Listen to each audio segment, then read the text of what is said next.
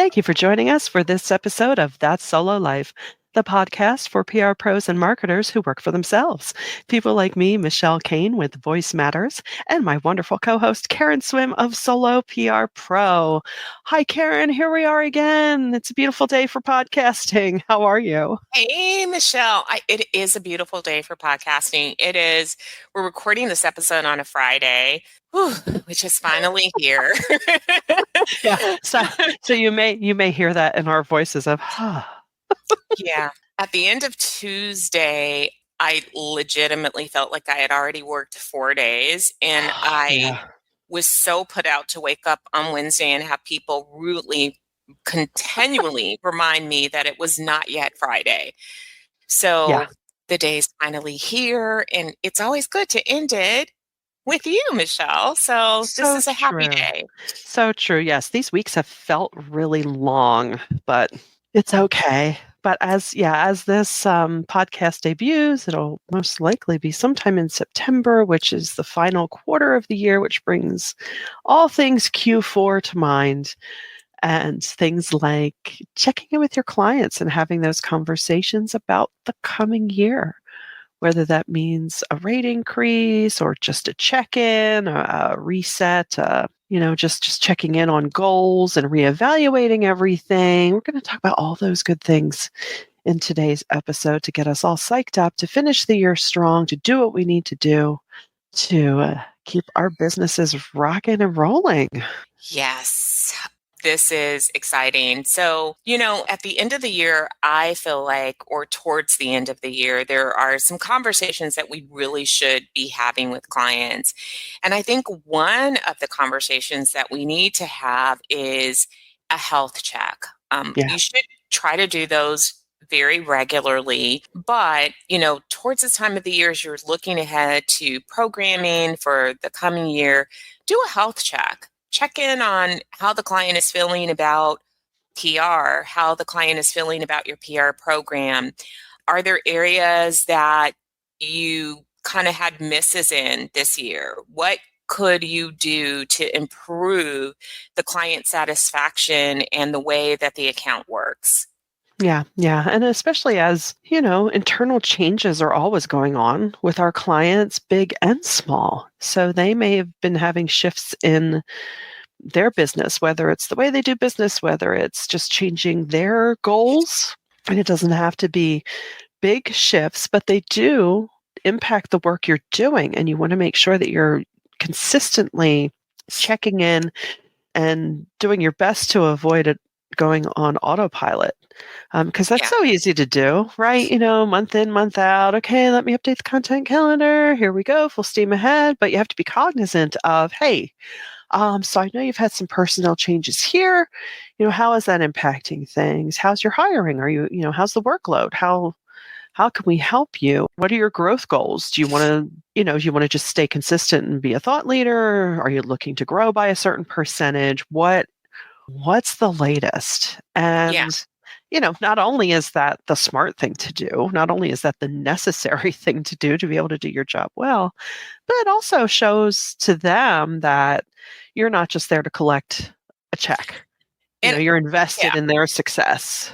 I agree. And it's good that because health applies to the health of their business in addition to the health of the program. So it's the same issue, but you really need to address it in two ways. And I think that you really have to allow for really open and honest conversation. So when you're Yeah. talking about the health of the business and the health of the account, I find that those conversations, you need to be really honest. You need to set aside specific time for that. And maybe that's not a full team meeting. Maybe it's not, if you have a team, Yeah.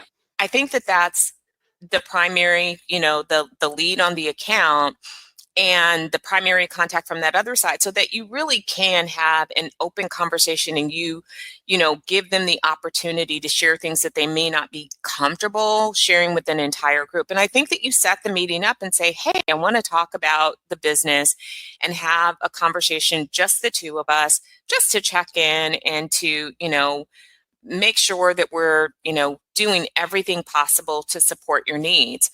I Yeah. think those conversations are, also a good time to check in on their position, what are they personally looking to achieve in 2025? Where do they see their career going? We sometimes are afraid to ask those questions, but part of our job is to ensure that we're supporting career growth and professional development, and that we're doing things that make our contacts look good and be able Yeah. to continue to excel in their roles. And so don't be afraid to ask those questions, but ask them in a way that creates a more intimate setting that allows for people to really share and to be open and honest with you.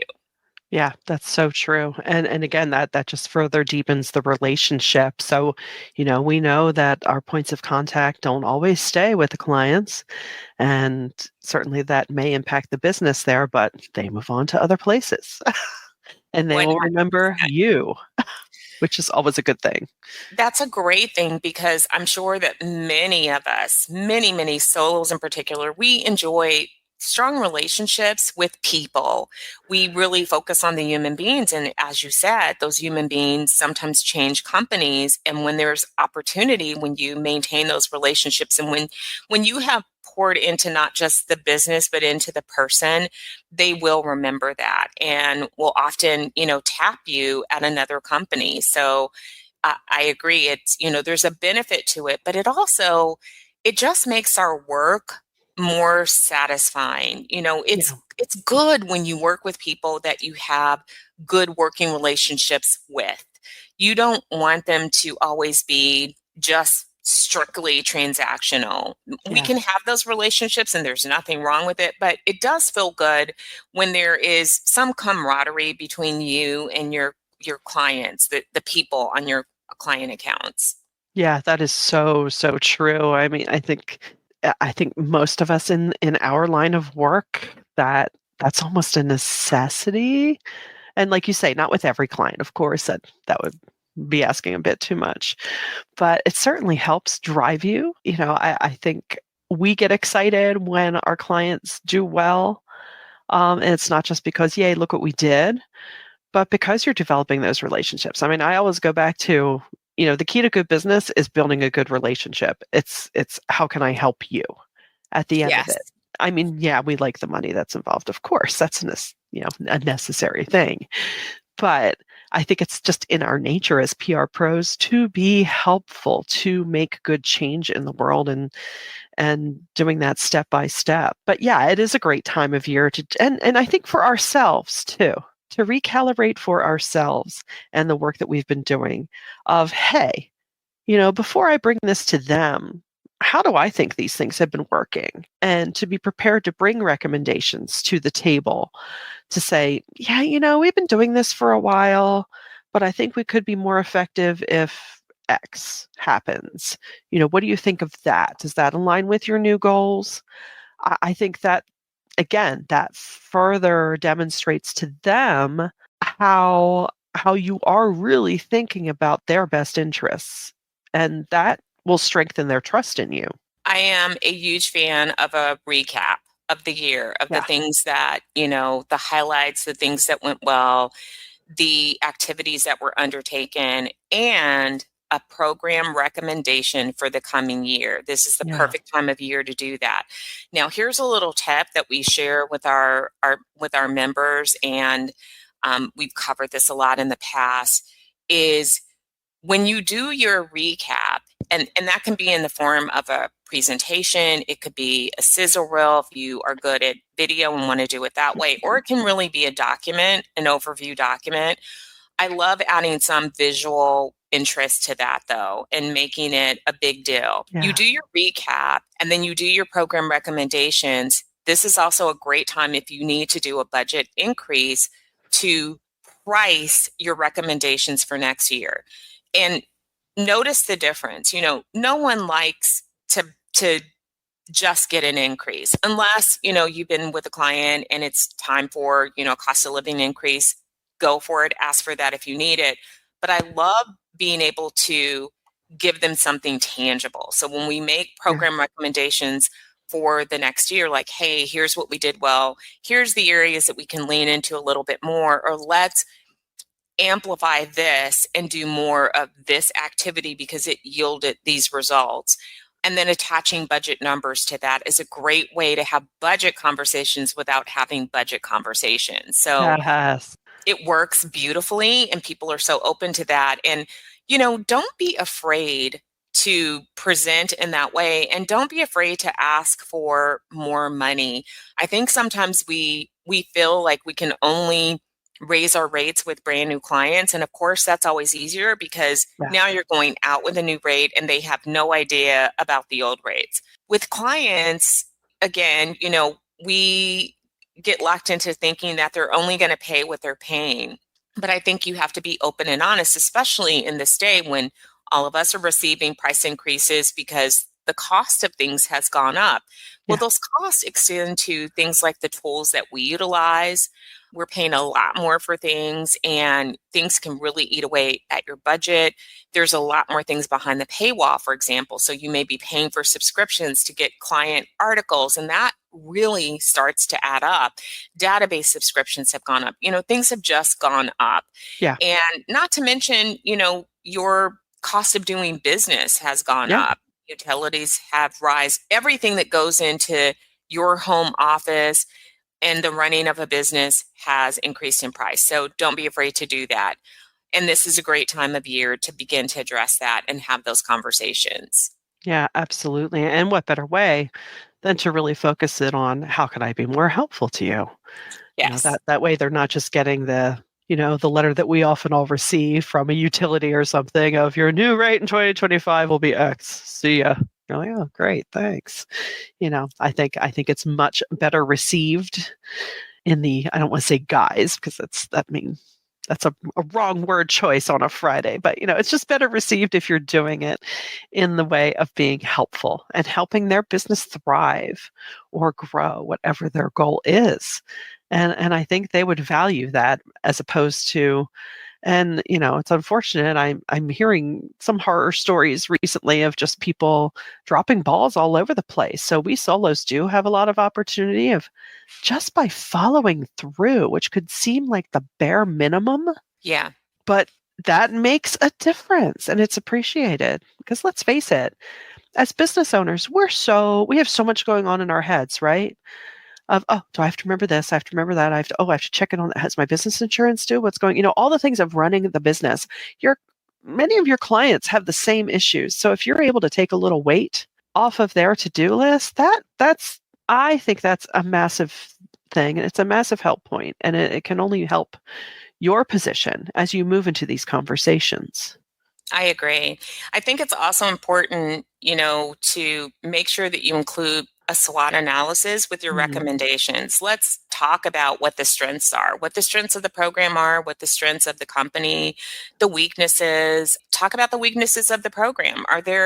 Were there lost opportunities or missed opportunities yeah, because the company did not want to have budget for something? So, for yeah. example, is there something that could have really been paired with a paid activity and the company didn't want to do it? Or are they weak on social because they didn't have anyone to do it? Or Hmm. is there something that their competitors are doing better? Sometimes we lose earned media opportunities because the company can't respond fast enough, Yeah, or they don't have the resources to do thought leadership bylines. So you want to talk about weaknesses within their industry against their competitors. Maybe their competitors are killing it on thought leadership and they're lagging behind even though the program results achieve what they wanted. So you want to be able to point those things out as well.